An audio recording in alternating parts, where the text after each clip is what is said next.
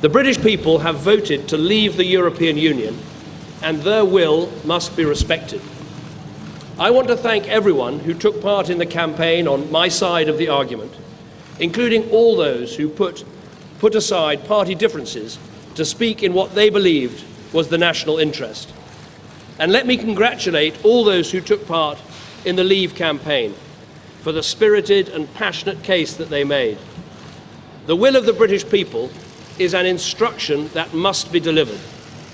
It was not a decision that was taken lightly, not least because so many things were said by so many different organisations about the significance of this decision.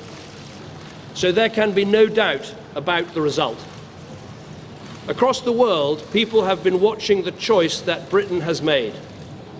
I would reassure those markets and investors that Britain's economy is fundamentally strong. And I would also reassure Brits living in European countries and European citizens living here that there will be no immediate changes in your circumstances. There will be no initial change in the way our people can travel, in the way our goods can move, or the way our services can be sold.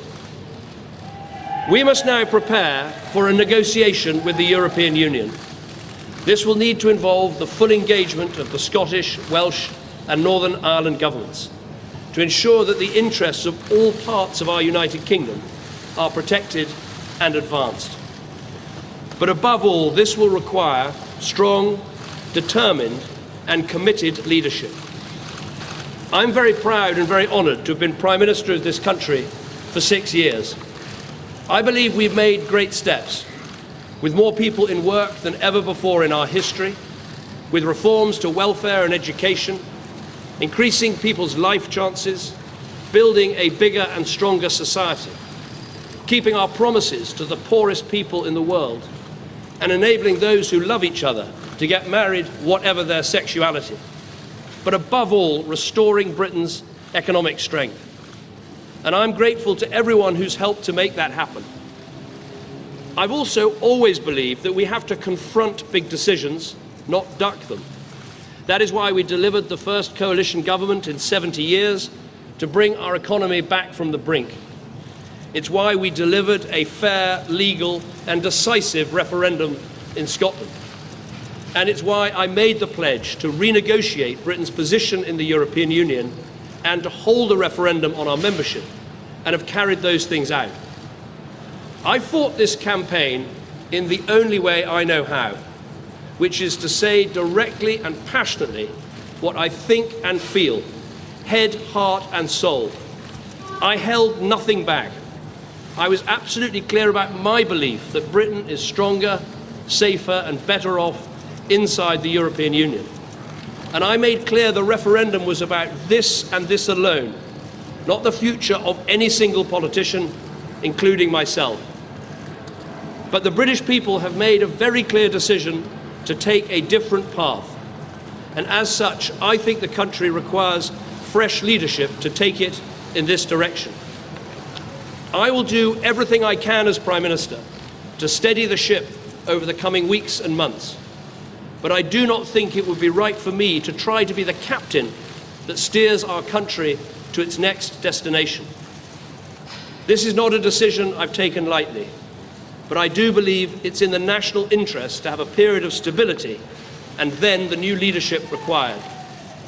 There is no need for a precise timetable today, but in my view we should aim to have a new Prime Minister in place by the start of the Conservative Party conference in October.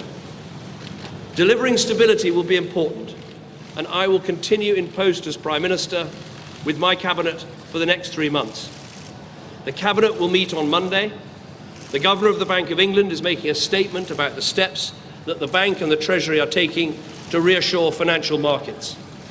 We will also continue taking forward the important legislation that we set before Parliament in the Queen's speech.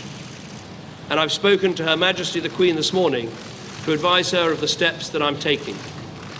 A negotiation with the European Union will need to begin under a new Prime Minister. And I think it's right that this new Prime Minister takes the decision about when to trigger Article 50 and start the formal and legal process of leaving the EU. I will attend the European Council next week to explain the decision the British people have taken and my own decision. The British people have made a choice. That not only needs to be respected, but those on the losing side of the argument, myself included, should help to make it work. Britain is a special country. We have so many great advantages. A parliamentary democracy where we resolve great issues about our future through peaceful debate. A great trading nation with our science and arts, our engineering and our creativity respected the world over. And while we are not perfect, I do believe we can be a model of a multiracial, multi-faith democracy where people can come and make a contribution and rise to the very highest that their talent allows. Although leaving Europe was not the path I recommended, I am the first to praise our incredible strengths. I've said before that Britain can survive outside the European Union, and indeed that we could find a way. Now the decision has been made to leave, we need to find the best way. And I will do everything I can to help.